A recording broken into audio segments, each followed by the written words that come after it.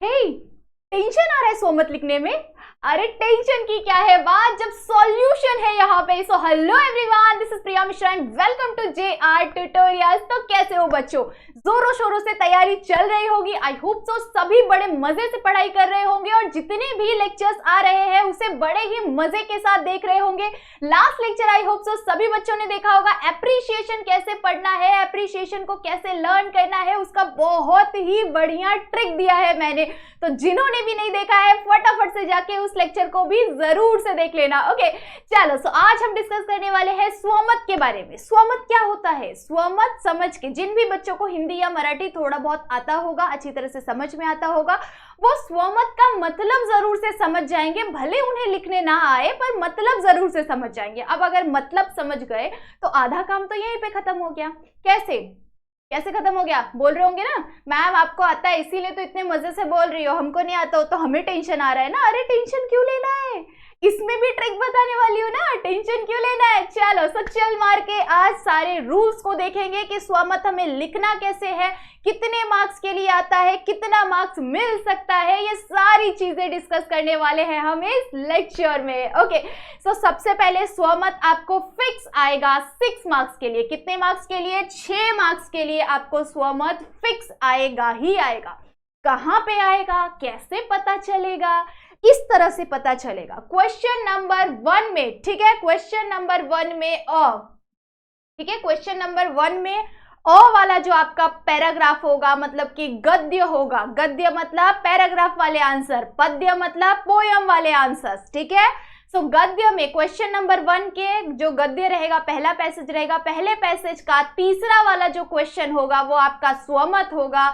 किसी भी चैप्टर के बेसिस पे, किसी भी टॉपिक के बेसिस पे आपको आएगा, उसे आपको बढ़िया तरीके से एक्सप्लेन करना है। किस तरीके से एक्सप्लेन करना है वो भी मिलने वाला है आपको। ओके, उसी के साथ साथ ठीक है, में भी मतलब सिन पैसेज में आपको जो सेकंड वाला रहेगा, मतलब हो गया, वाला जो क्वेश्चन रहेगा, एक और पैराग्राफ है, उस पैराग्राफ के बेसिस पे भी आपको क्वेश्चन पूछे जाएंगे और उस पैराग्राफ में भी जो तीसरे नंबर का क्वेश्चन रहेगा वो क्या रहेगा, स्वमत रहेगा। ठीक है, क्या रहेगा, वो स्वमत रहेगा। सो यहाँ पे भी आता है आपको 3 मार्क्स के लिए, ये भी आता है आपको 3 मार्क्स के लिए, दोनों मिला के हो जाते हैं आपके 6 मार्क्स।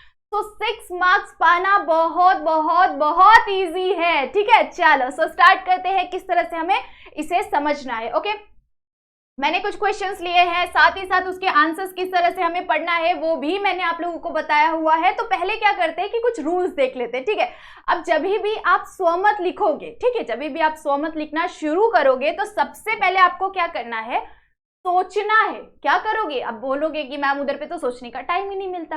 बेटा मार्क्स चाहिए ना, अगर आपको सही सही मार्क्स चाहिए ना तो थोड़ा सा टाइम आपको देना पड़ेगा वहां पे सोचने के लिए, क्योंकि बिना सोचे समझे कोई भी काम करते हैं तो वो क्या होता है, हमारे सर पे ही हांडी फूट जाता है, समझे, मतलब वो बेकार हो जाता है पूरी तरह से। अगर आपने अच्छी तरह से सोच समझ के लिखा तो वो क्या रहेगा, आपके लिए बेनिफिशियल रहेगा। तो सबसे पहले क्या करोगे, सबसे पहली चीज विचार करायचा आणि त्याचा नंतर लिहायचा।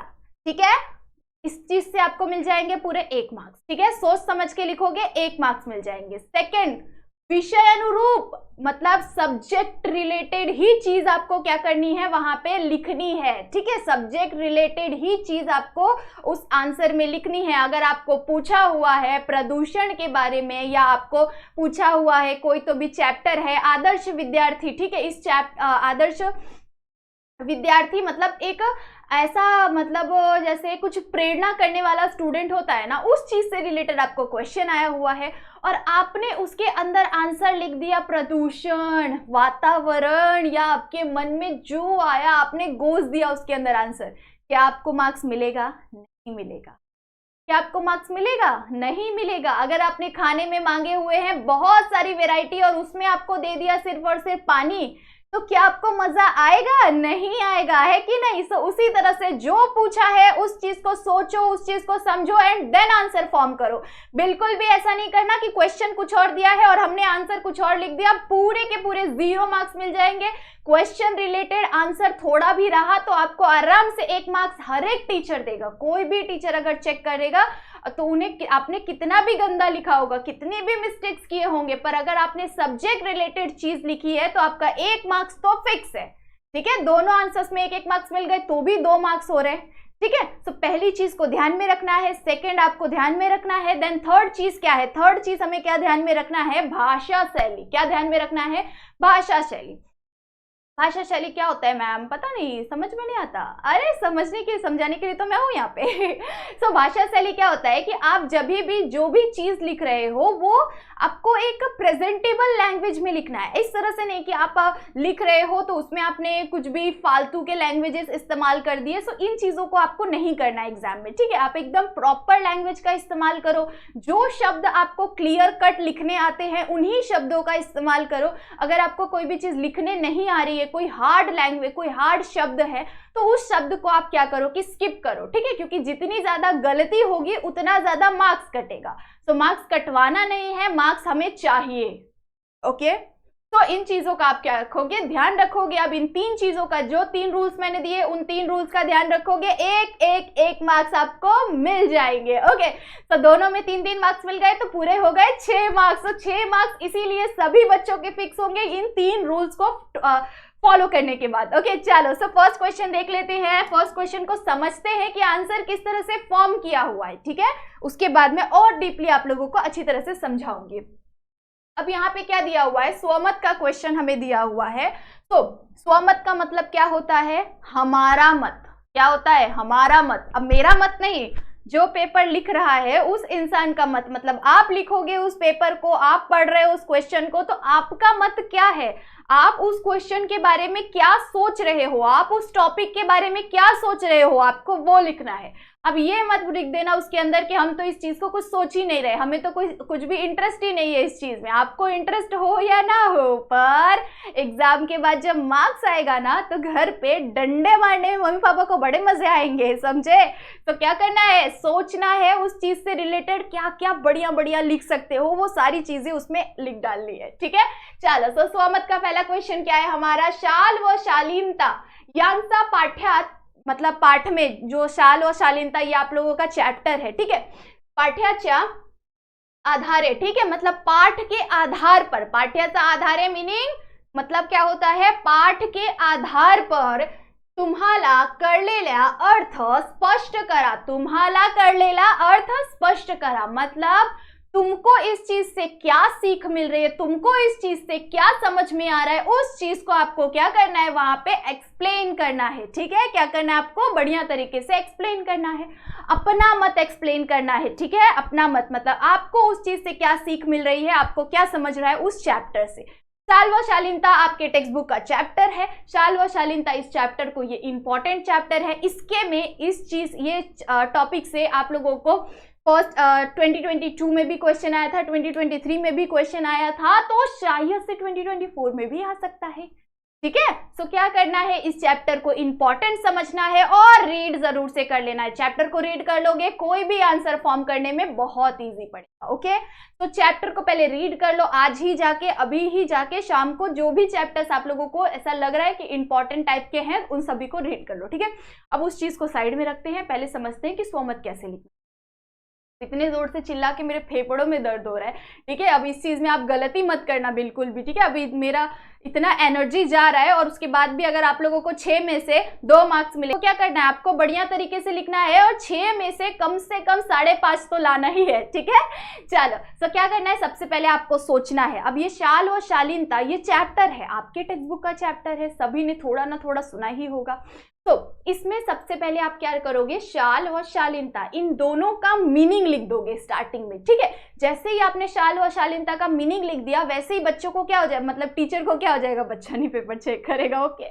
तो टीचर को क्या हो जाएगा, क्लिक हो जाएगा माइंड में, अरे वाह, बच्चे ने तो पहले शाल व शालीनता का मतलब लिखा हुआ है, मतलब इसको ये चीज तो जरूर से पता है कि शाल व शालीनता का मतलब क्या होता है, ठीक है। अब इससे वो तुरंत आपको 1 मार्क्स तो जरूर से दे देंगे। अब उसके नीचे जब इंसान पढ़ने जाएगा, उसके नीचे पढ़ने जाएगा, तो आप एक्सप्लेन करोगे कि वो चीज का मीनिंग क्या है, उस चैप्टर में आपको क्या समझाया गया है, किस चीज के बारे में वो चैप्टर है, ठीक है। इस चीज को आप क्या करोगे, एक्सप्लेन करोगे। कितना एक्सप्लेन करना है मैम, बता देती हूं। अभी आपको क्वेश्चन आ रहा है 3 मार्क्स के लिए, ठीक है। सपोज आपको क्वेश्चन आ रहा है 3 मार्क्स के लिए, आप अगर आंसर लिखना यहां से शुरू कर रहे हो, दिख रहा है सबको? दिख रहा है? अच्छे से दिख रहा है सबको? यहां से अगर आप आंसर लिखना शुरू कर रहे हो तो आपको कहां तक पहुंचना है? आंसर लिखना यहां से शुरू किया तो कम से कम इतना आना चाहिए। अगर आप ऐसे स्टूडेंट हो जिनको बिल्कुल मराठी लिखना नहीं आता तो उन बच्चों को क्या करना है, छोटा लिखना है। मीनिंग याद कर लो इसका, ठीक है? आंसर का स्क्रीनशॉट ले लो, ठीक है? अगर चाहिए तो मैं आप लोगों को इसका पीडीएफ बना के भी अपलोड कर सकती हूँ। पिन में आप लोगों को डिस्क्रिप्शन में पिन कर दिया जाएगा, उसमें आप लोग क्लिक करके आराम से इसका जो पीडीएफ है वो भी लेके आप आराम से पढ़ सकते हो। या फिर आप लोगों को अलग अलग जगहों पे आंसर मिल जाएंगे, अलग अलग वेबसाइट वगैरह पे आंसर मिल जाएंगे, ठीक है? चलो, सो क्या करना है आपको, यहाँ से आंसर शुरू किया, यहाँ तक आपने लिख लिया। अगर आपको नहीं लिखना आता तो आप कम लिखो, उतना ही अच्छा है। अगर बिल्कुल लिखना नहीं आता और ज्यादा लिखने गए तो बहुत बुरा होगा आपके साथ, क्योंकि अगर आपके वर्ड्स रॉन्ग हो गए तो 1.5 आपके हाफ मार्क्स कट हो जाएंगे, और हाफ मार्क्स कट होते होते कहाँ पे चले जाएगा, आपका मार्क्स 0 पे पहुंच जाएगा। ओके, तो क्या करना है, ज्यादा से ज्यादा ट्राई करना है कि हम सही लिखे, जो भी हम लिख रहे हैं वो सही लिखे। ओके, चलो, यहां से यहां तक जिसको बढ़िया लिखना आता है वो क्या करेगा, यहां से यहां तक लिखने का ट्राई करेगा। इतने तक में आपको ऐसा समझाना है कि वो जो पेपर चेक कर रहा होगा वो भी समझ जाए कि हाय बच्चा तो है। ठीक है, चलो, तो अब हम बढ़ते हैं आगे। ठीक है, अब हम आगे बढ़ेंगे। कैसे बढ़ेंगे आगे? पहले हम रीड करेंगे। ठीक है, रीड करेंगे, समझेंगे कि आंसर किस तरह से इसने फॉर्म किया हुआ है। ओके, चलो, साल्वशालीनता यांचा पाठा मतलब पाठ्य के आधार पर आपको क्या करना है, आंसर क्रिएट करना है। सो पाठ के आधार पर हम आंसर किस तरह से क्रिएट करेंगे, फटाफट से देख लेते।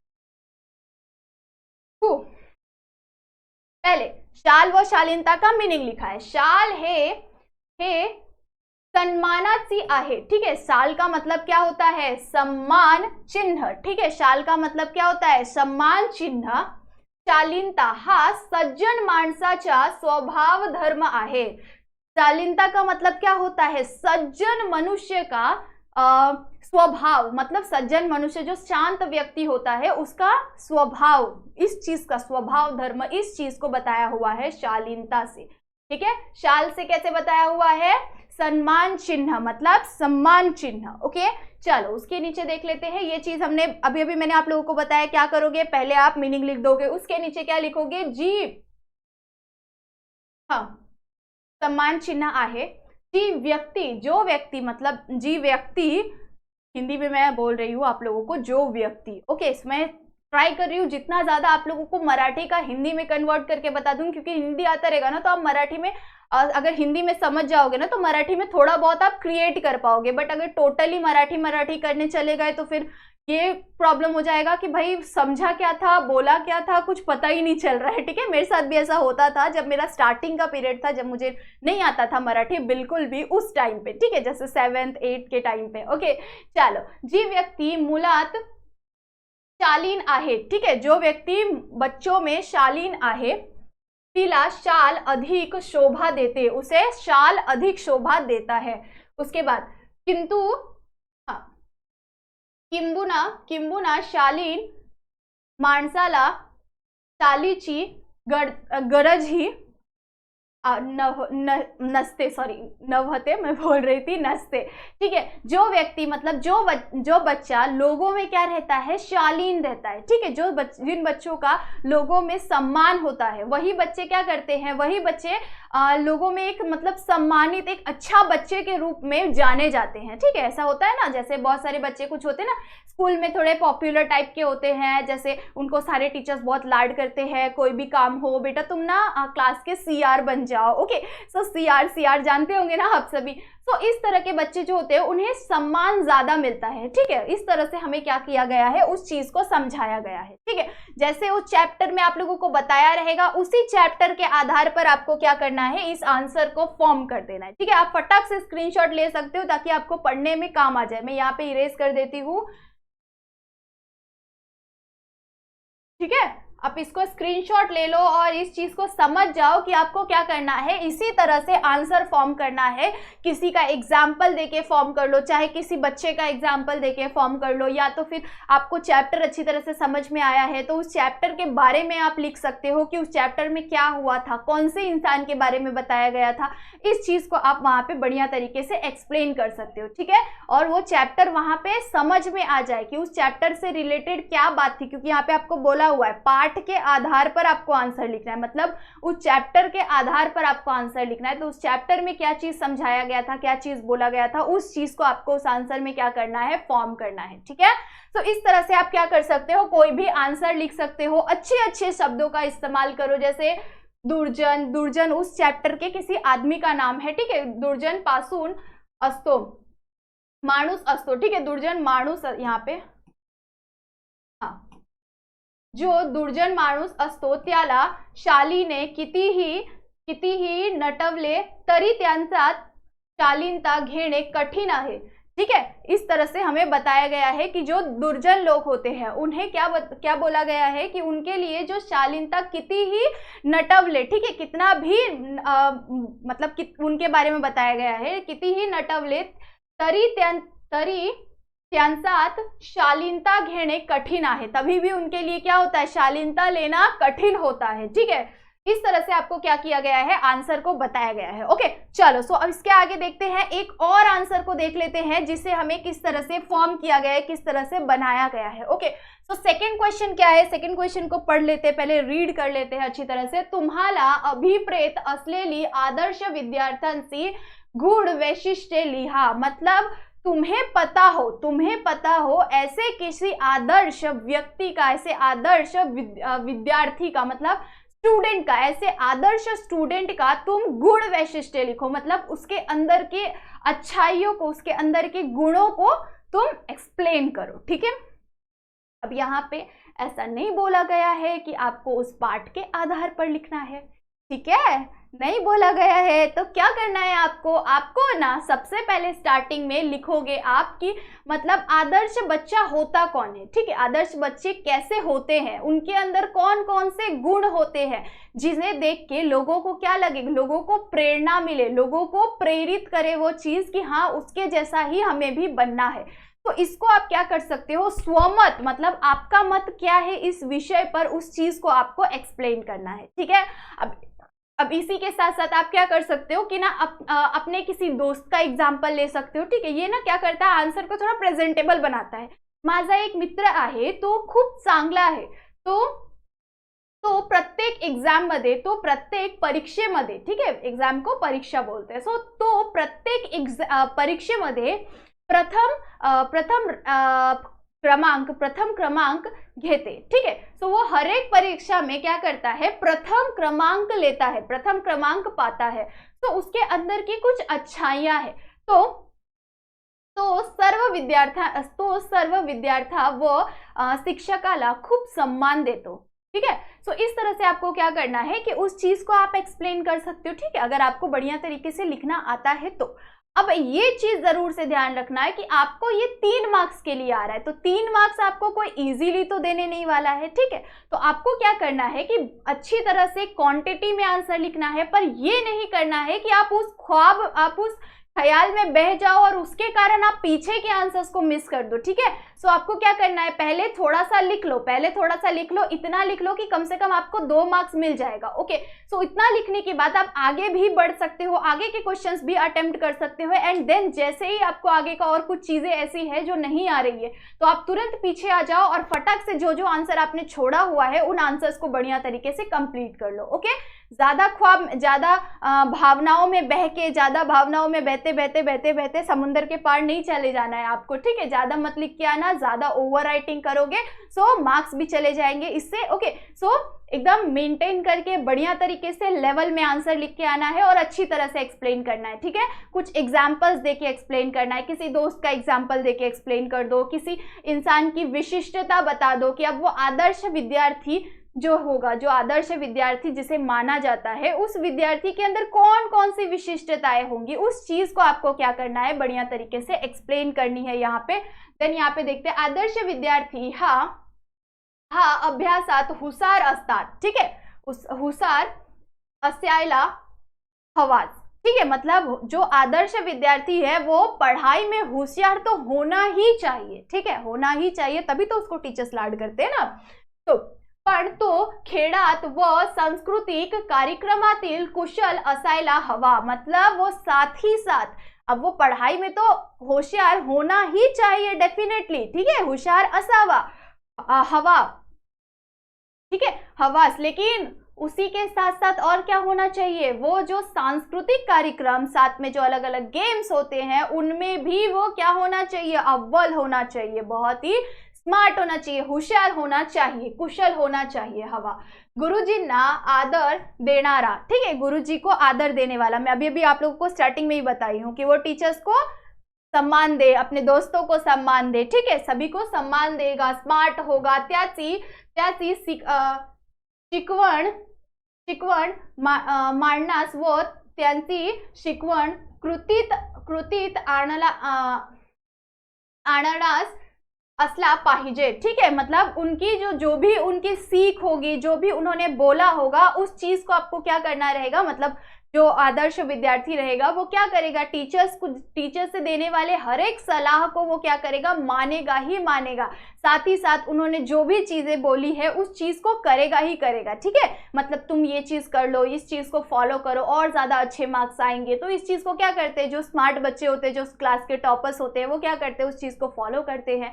टीचर्स के थोड़ी सी चमचागिरी करते हैं, है कि नहीं, ऐसा बोलते हैं ना हम, अरे वो जो मतलब क्लास में जो थोड़ा टॉप वॉप मारता है फिर वो टीचर्स उनको ज्यादा प्यार करते हैं, तो सब बोलते हैं ना ऐसे क्लास में कि ना अरे टॉपर एरिया पता है टीचर का चमचा है कि नहीं, इस तरह से बोलते हैं ना। तो हमें ये चीजों के आंसर्स पता है बट उस टाइम पे हम ना लिख नहीं पाते हैं।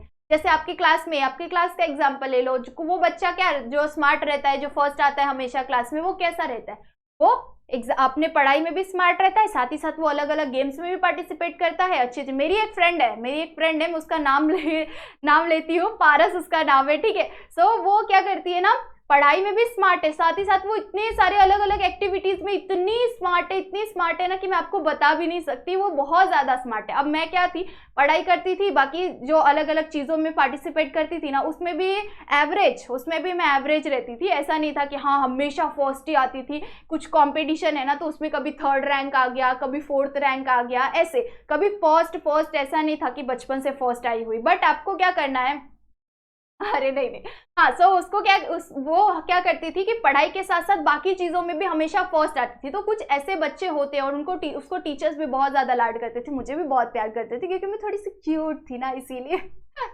तो इसीलिए तो क्या रहता है कि ऐसे बच्चों के अंदर क्या क्या क्वालिटीज होती है, क्या क्या चीजें होती है, उस चीज को आपको क्या करना है, वहां पे उतार देना है, वहां पे लिख देना है। वो आपका क्या रहेगा, वो आपका मत रहेगा, वो आपका स्वमत रहेगा। और आप आंसर जितना ऑनेस्टली, जितना अच्छी तरीके से ऑनेस्टली लिखोगे उतना ही ज्यादा आपको मार्क्स मिलेगा, ठीक है। सो ये सारी मेरी ट्रिक्स एंड टिप्स थी आप सभी के लिए कि आप इन चीजों को फॉलो कर सकते हो। साथ ही साथ कुछ और क्वेश्चंस मैंने यहाँ पे लिया हुआ है, जैसे कि ग्लोबल वार्मिंग से रिलेटेड चीजें आपको आ सकती है।